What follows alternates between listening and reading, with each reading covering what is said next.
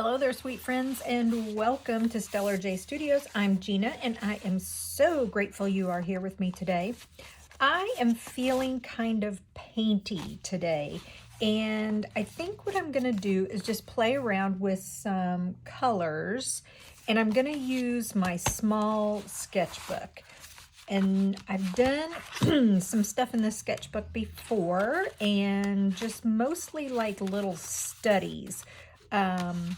Mark making, some different techniques and color combinations. This one was where I kind of just limited myself to these colors, and I drew little squares. You don't have to. This one I did a video of, and this was using different mediums. So some of my pages have little squares on them, some of them don't. Some of them are just where I've wiped off excess paint. I don't even know what this is. And here was me practicing flowers. Let's see what else. Here was another one practicing flowers and layers. This was taking this and going a little bit bigger, and same there.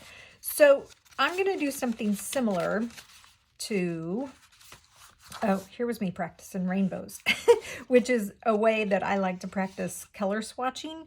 Instead of doing the little squares, I like to do rainbows, just because. So I'm going to do something similar to this, where I stick within the same color palette, but I don't think I'm going to put it in squares. I think what I'm going to do is just play around with some different color combinations on a page like this. And it's okay because it's already got a background. I'm okay with that. But I do need, nope, I think we're good. So I do need a color palette. So I'm going to use this lid. I've got white. I'm going to use, I think it's this one. It's a neon craft paint, and I think it's more this color. It's called a fiery red. So I'm going to use that. Yeah, that's the one. I'm going to play off of some oranges and blues. I always love using oranges and blues. I already have a little bit here, but I'm just going to use some Liquitex Basics. This is, I believe, the student grade, and just going to put a little, and it's old. I think I'm pretty sure I got this at a creative reuse store, which there's nothing wrong with that. So I got blue, I've got this pinky neon color, and then I've got an orange here that is my favorite orange. So this is Amsterdam. This is a little bit higher quality. And this one is, what color is this one? It is Nathol Red Light. So it's a red, but it's like an orange. And so, yeah, there it is right there. So I'm going to use that one because it's really warm and crimsony, and that's kind of what I was looking for. Okay, so what are my plans? I really don't have any plans. My plans are, I just want to play around with these colors and just, I don't know, see what happens. I don't know what's going to happen. I have no plan. This is why I have a sketchbook. I have a sketchbook for things like this, where I just want to play around with these colors, and anything else that's on my desk, I've got crayon. So we may use something like that, or a colored pencil. I have no idea, but I'm glad you're here with me, and I hope you stick around, and let's see what I come up with.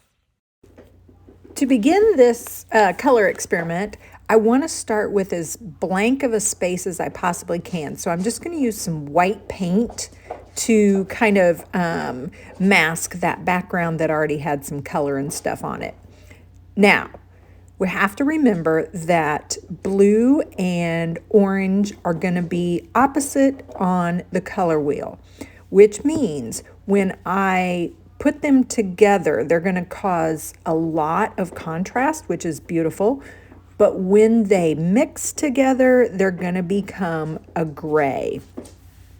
So I'm okay with that as long as I remember that I have to keep my layers separate and dry, or I'll end up with that gray. And maybe I want the gray, but if it gets too muddy, then I lose the whole, the whole point of this experiment. Now, how do I know? Because I've done this experiment a million times and I've ended up with gray, and that's part of the learning process. That's part of figuring out how colors work together. It's okay to make muddy messes. Making muddy messes is how you learn what works and what doesn't work. So if you end up with a bunch of muddy messes, it's okay. There's no big worry that's gonna like be life altering. All you have to do is let it dry, paint over it with white, and start over again. So what you won't see me doing is a lot of times between these layers, I will run my heat gun over it. I cut that part out. So if you take a look, now I'm mixing some of my blue and my orange together, my orangey red, and I'm starting to come up with a gray. But because I'm using a red tone, it's more of a purple, and I really, really love that. So again, it's okay to mix those if that's a color that you want to use. And I really like pulling that purple in. It's kind of interesting. It also takes those two contrasting colors and it makes them kind of go together. It creates like a little bridge where they're now able to talk to each other through this mixed color. So once I got all of the stuff done on the background, and that was pretty much straight off of the palette colors, so they were pretty bold. Now I'm going to start going in and adding all kinds of other little marks with different shades of those colors. And so I'm going to use the white, and that's where I've been practicing a lot on, is like taking that big, bold, dark background and then letting details bubble up, but using the details in a lighter color or using a lot of white so that they, first of all, are different than the background. And second of all, they kind of stand out. And so that's something that I'm always working on. I'm always practicing how to keep the background in the background and bring things forward. And so, yeah, so I love experimenting with that. One of the things I always forget to do, and I'm trying to be very cognizant of during this session, is using different sized paintbrushes. Sometimes I'll get a paintbrush in my hand and I'll just use that same paintbrush, and then I'll look at it, once it's over, look at the spread, and I'll be like, man, that just, there's not a lot of contrast there. And it's because I use the same paintbrush over and over. So I'm trying to use like a round paintbrush. I'm trying to use the color shaper. I'm trying to use a flat brush, a round brush, just mixing it up a bit so I can get the different lines, and that adds so much interest. I'm also adding the pure colors that I used for this little study. I thought it was kind of cool to go back and put those on top of everything. Now remember, guys, I was not setting out to come up with a finished, amazing painting here.